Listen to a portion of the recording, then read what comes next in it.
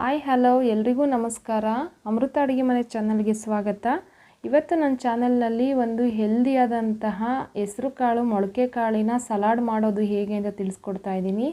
ಬನ್ನಿ, ಯಾರೆಲ್ಲ ನನ್ನ ವಿಡಿಯೋ ನೋಡ್ತಾ ಇದ್ದೀರಾ ಈಗಲೇ ಲೈಕ್ ಮಾಡಿ, ನಿಮ್ಮ ಫ್ರೆಂಡ್ಸ್ಗೆಲ್ಲ ಈ ವಿಡಿಯೋನ ಶೇರ್ ಮಾಡಿ, ಇಷ್ಟ ಆದರೆ ಕಮೆಂಟ್ ಮಾಡಿ. ನನ್ನ ಚಾನಲ್ಗೆ ಸಬ್ಸ್ಕ್ರೈಬ್ ಆಗಿಲ್ಲ ಅಂದರೆ ಈಗಲೇ ಸಬ್ಸ್ಕ್ರೈಬ್ ಮಾಡಿ ಪ್ಲೀಸ್. ನನ್ನ ಚಾನಲ್ಗೆ ಸಪೋರ್ಟ್ ಮಾಡಿ.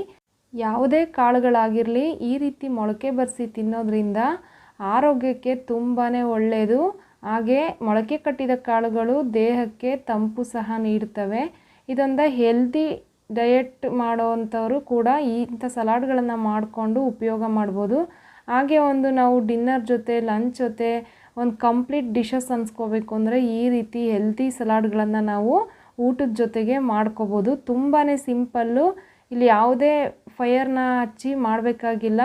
ತುಂಬ ಈಸಿಯಾಗಿ ಇನ್ಸ್ಟೆಂಟಾಗಿ ಮಾಡ್ಕೋಬೋದು. ಬನ್ನಿ ಈಗ ಯಾವ ರೀತಿ ಮಾಡೋದು ಅಂತ ನೋಡೋಣ. ನಾನಿಲ್ಲಿ ಮೊದಲು ಹೆಸರು ಕಾಳನ್ನು ಓವರ್ ನೈಟ್ ನೆನೆಸಿ ಒಂದು 20 ಗಂಟೆಗಳ ಕಾಲ ಹಾಗೆ ಇಟ್ಟಿದ್ದೆ. ಎಷ್ಟು ಚೆನ್ನಾಗಿ ಮೊಳಕೆ ಬಂದಿದೆ ನೀವು ನೋಡ್ಬೋದು.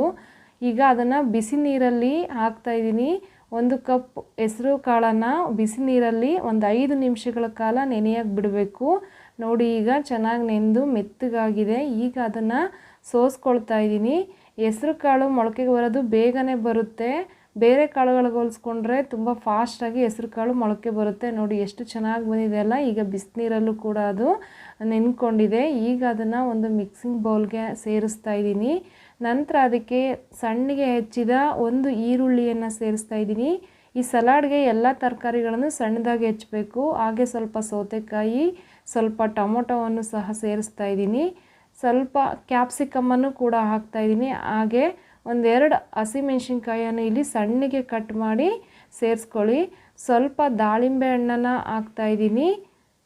ಹಾಗೆ ಸ್ವಲ್ಪ ಹುರಿದಂತಹ ಕಡಲೆ ಬೀಜ ಹಾಕ್ತಾಯಿದ್ದೀನಿ. ಇದಕ್ಕೆ ಎಕ್ಸ್ಟ್ರಾ ಟೇಸ್ಟ್ ಅಂದರೆ ಹುರಿದ ಕಡಲೆ ಬೀಜ. ಸ್ವಲ್ಪ ಕೊತ್ತಂಬರಿಯನ್ನು ಸೇರಿಸಿ, ರುಚಿಗೆ ತಕ್ಕಷ್ಟು ಉಪ್ಪನ್ನು ಸೇರಿಸಿ, ಈಗ ಸ್ಪೈಸಸ್ ಆಗಿ ಇದಕ್ಕೆ ಸ್ವಲ್ಪ ಜೀರಿಗೆ ಪೌಡ್ರು ಅಂದರೆ ಪಿಂಚ್ ಆಫ್ ಅಷ್ಟೇ, ಸ್ವಲ್ಪ ಎಲ್ಲನೂ ಕೂಡ. ಈಗ ಅದಕ್ಕೆ ಒಂದು ಅರ್ಧ ಟೀ ಸ್ಪೂನಷ್ಟು ಖಾರದ ಪುಡಿಯನ್ನು ಸೇರಿಸ್ತಾ ಇದ್ದೀನಿ.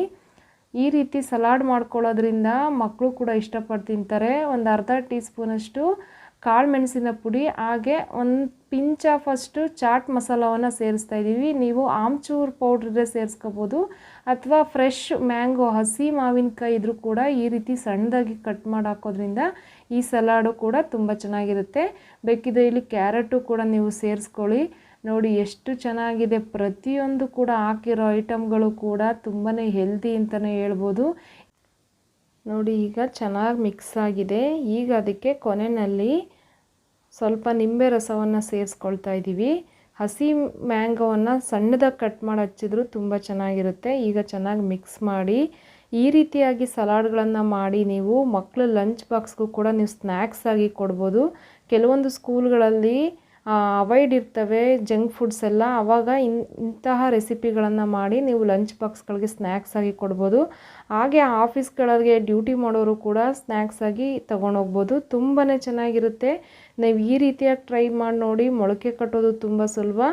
ಮೊಳಕೆ ಕಟ್ಟಿದ ಕಾಳು ಆರೋಗ್ಯಕ್ಕೆ ಒಳ್ಳೆಯದಾಗಿರ್ಬೇಕಾದ್ರೆ ನಾವು ಯಾಕೆ ಈ ರೀತಿ ಸಲಾಡ್ಗಳನ್ನ ಮಾಡ್ಕೊಂಡು ತಿನ್ನಬಾರ್ದು? ತುಂಬಾ ಚೆನ್ನಾಗಿರುತ್ತೆ. ಎಲ್ಲರೂ ಟ್ರೈ ಮಾಡಿ. ಹೇಗಿತ್ತು ಅಂತ ಕಮೆಂಟ್ ಮೂಲಕ ತಿಳಿಸಿ. ವಿಡಿಯೋ ಇಷ್ಟ ಆದರೆ ನಿಮ್ಮ ಫ್ರೆಂಡ್ಸ್ಗೆಲ್ಲ ಶೇರ್ ಮಾಡಿ. ಹೀಗೆ ನನ್ನ ಚಾನೆಲ್ನ ಸಬ್ಸ್ಕ್ರೈಬ್ ಮಾಡಿ ಸಪೋರ್ಟ್ ಮಾಡ್ತಾಯಿರಿ. ಮುಂದಿನ ವಿಡಿಯೋದಲ್ಲಿ ಮತ್ತೊಂದು ಒಳ್ಳೆ ರೆಸಿಪಿಯೊಂದಿಗೆ ನಿಮ್ಮ ಮುಂದೆ ಬರ್ತೀನಿ. ಅಲ್ಲಿವರೆಗೂ ನೋಡ್ತಾಯಿರಿ Amrutha Aduge channel. Keep watching. Thank you.